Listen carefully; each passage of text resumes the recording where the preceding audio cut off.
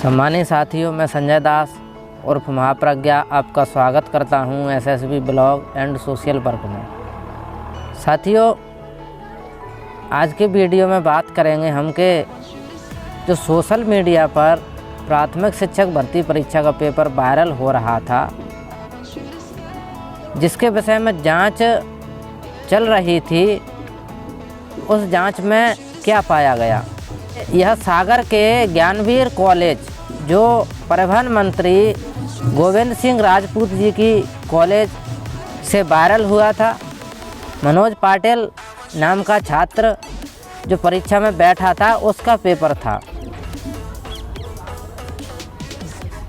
तो साथियों, यह स्क्रीनशॉट जो वायरल हो रहे थे, उसके साथ में आंसर की भी वायरल हो रही थी। लेकिन सच्चाई यह है कि इस घोटाले को जो एक्सपोज करने वाले हैं, सामाजिक कार्यकर्ता हैं डॉक्टर आनंद राय। जैसे ही यह पेपर का स्क्रीनशॉट इनके पास आया, डॉक्टर आनंद राय जी के पास कहीं से मिला इनको, तो इन्होंने सोशल मीडिया पर वायरल कर दिया।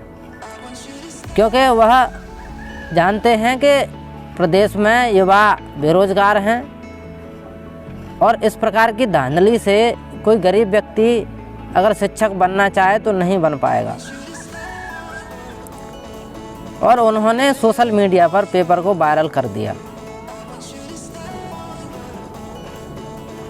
और उनका कहना यह भी है कि यह पेपर परीक्षा से पहले ही स्क्रीनशॉट लिया गया है, क्योंकि स्क्रीनशॉट के रूप में जो पेपर है उसमें ऑप्शन फिल नहीं हो रहे।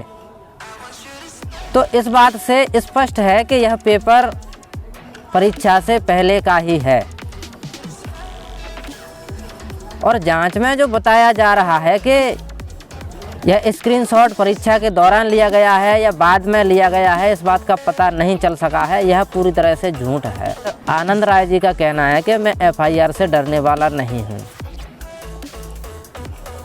और अगर वह वास्तव में डरने वाले होते तो वह सामाजिक कार्य क्यों करते? पेशे से डॉक्टर हैं तो उनको क्या ज़रूरत है? वह तो अच्छा खासा जीवन जी ही लेते और उनके पास किसी बात की कमी नहीं है। लेकिन एक जो समाज की सेवा करने की ललक होती है, अंतप्रेरणा होती है, वह उन्हें इस कार्य को करने के लिए मजबूर करती है और वह करते हैं। तो साथियों, डॉक्टर आनंद राय जी पर जो एफआईआर दर्ज कराई गई है, उस पर हाईकोर्ट ने रोक लगा दी है, जिसकी सुनवाई आगामी 4 अप्रैल को होगी। तो साथियों, सुनिए डॉक्टर आनंद राय जी को।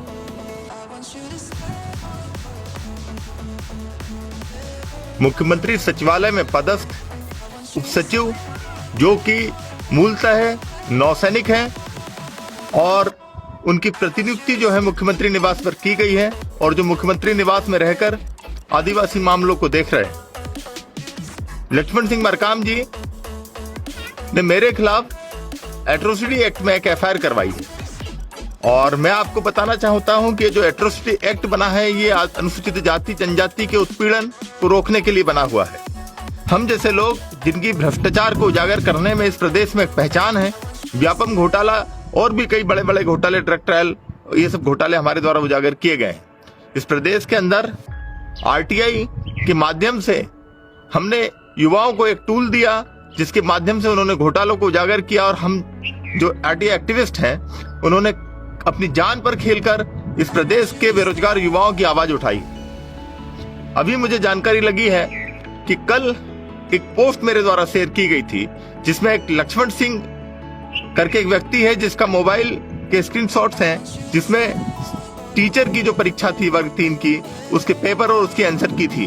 हमारे द्वारा यह मांग की गई थी कि इसकी जांच की जाए कि ये कौन लक्ष्मण सिंह और ये यहाँ तक ये पेपर कैसे पहुंचा है। तो क्या बेरोजगारों की आवाज उठाना क्या गुनाह हो गया इस प्रदेश में? और मुख्यमंत्री निवास में बैठे अधिकारी इस तरीके से कानूनों का दुरुपयोग कर कर, अपने पद और प्रतिष्ठा का दुरुपयोग कर कर हम जैसे लोगों की आवाज दबाने की कोशिश करेंगे। हम इन एफआईआरों से डरने वाले नहीं हैं। इस तरीके की हजारों एफआईआर हम झेलने को तैयार हैं। इस प्रदेश का युवा अपने आप को ठगा हुआ महसूस कर रहा है। सालों बाद कोई परीक्षा आयोजित होती है, उसके बाद उसका पेपर आउट हो जाता है, और पेपर आउट होने के बाद यदि हम जैसे लोग भी उसकी आवाज नहीं उठाएंगे कि जांच होनी चाहिए, तो फिर आप बताइए, ये तो हमारी आवाज दबाने की साजिश है। इसके पहले कृषि विस्तार अधिकारी का पेपर भी आउट हुआ था, और जिसमें कई पॉलिटिशियंस का नाम आया था। जो आरोपी थे, जो टॉप 10 में जो लोग थे, वो मध्य प्रदेश के पॉलिटिशियंस के साथ उनके फोटो थे। हम राजनीति नहीं कर रहे हैं। इसके पहले भी जब हमने घोटाले उजागर किए तो हमने यही नहीं देखा कि उसमें कौन कांग्रेस के लोग हैं और कौन बीजेपी के लोग हैं। व्यापम घोटाले में कांग्रेस से जुड़े भी कुछ लोगों के नाम आए, और भारतीय जनता पार्टी और आरएसएस से जुड़े लोगों के भी कुछ नाम आए। मैं अभी भी उस केस को सुप्रीम कोर्ट में लड़ रहा हूं, और वो याचिका भी विचाराधीन है। 114/2015 हाईकोर्ट भी सबसे पहले व्यापम घोटाले में मैं पहुंचा था। तो इस तरीके से हमारी आवाज दबाने की जो कोशिश की जा रही है, मैं दबने वाला नहीं हूं। ओबीसी महासभा, जैस और भीम आर्मी के माध्यम से जिस तरीके से मैं दलित और आदिवासी वर्ग की आवाज उठा रहा हूं, उसमें कोई ये नहीं बोल सकता कि मैं अनुसूचित जाति और जनजाति को उत्पीड़न कर सकता हूं या मैं प्रताड़ित कर सकता हूं। मेरी छवि इस प्रदेश के अंदर प्रो ट्राइबल और प्रो दलित है, और इस तरीके से अनुसूचित जाति जनजाति अत्याचार अधिनियम का एक मिसयूज किया गया मेरे खिलाफ। मेरी आवाज दबाने की जो कोशिश की जा रही है, मैं उससे दबने वालों में से नहीं हूं। मैं मध्य प्रदेश के युवाओं से आह्वान करता हूं कि ये जो मेरे खिलाफ ये जो कार्रवाई की गई है, आप लोग अपनी आवाज उठाइए, नहीं तो भविष्य में कोई भी आप लोगों की आवाज नहीं उठाएगा। इस पूरे मुद्दे को लेकर हम हाईकोर्ट जाएंगे और हाईकोर्ट में इस एफआईआर को चुनौती देंगे, और मैं जेल जाने से नहीं डरता हूं। लेकिन युवाओं के साथ यदि कहीं भी धोखा होगा, यदि पेपर लीक होगा, उनकी परीक्षाएं इस तरीके से रिग्ड की जाएंगी, तो हम लोग चुप बैठने वालों में से नहीं हैं। हम लोग भी चाहते हैं तो डॉक्टरी कर सकते थे, अच्छा खासा हमारा वेतन है, हमें कोई मतलब नहीं है समाज से, ऐसा हम कर सकते थे। लेकिन आज सब चीजों को दांव पर लगाकर यदि मैं ये सब कर रहा हूं और हमारे लोग यदि ये सब कर रहे हैं, तो यदि उनकी आवाज इस तरीके से दबाई जाएगी, तो इस प्रदेश का युवा चुप बैठने वालों में से नहीं है। मैं इस प्रदेश के युवाओं से आह्वान करता हूं कि इस लड़ाई में कंधे से कंधा मिलाकर, चाहे वो ST SC OBC हो, जनरल हो, क्योंकि सभी ठगे जा रहे हैं कहीं न कहीं। कितने सालों बाद परीक्षाएं आयोजित की जाती हैं, और यदि उनके पेपर लीक हो जाते हैं, तो क्या हम लोग जांच की मांग न करें? मैंने यदि घोटाले की CBI जांच की मांग की, यदि मैंने ये मांग की कि इसकी जांच की जाए कि ये स्क्रीनशॉट कैसे आए, जब एक ऑनलाइन एग्जाम थी, इसका पेपर बाहर लीक कैसे हुआ, तो जांच की मांग करना कभी भी एट्रोसिटी एक्ट का वॉयलेशन नहीं होता है। तो मैं इन फर्जी एफआईआर से डरने वालों में से नहीं हूं। हम लोग इस प्रदेश की मिट्टी से बने लोग हैं, हमें इस प्रदेश से मोहब्बत है, इस प्रदेश के युवाओं से मोहब्बत है। हम इस तरीके से यदि हमारे युवाओं का शोषण होगा, अत्याचार होगा, उनके साथ धोखाधड़ी होगी, तो हम हमारी आवाज बुलंद करेंगे।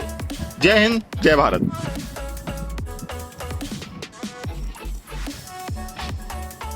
ये वीडियो पसंद आई हो तो like, subscribe and share. Thank you.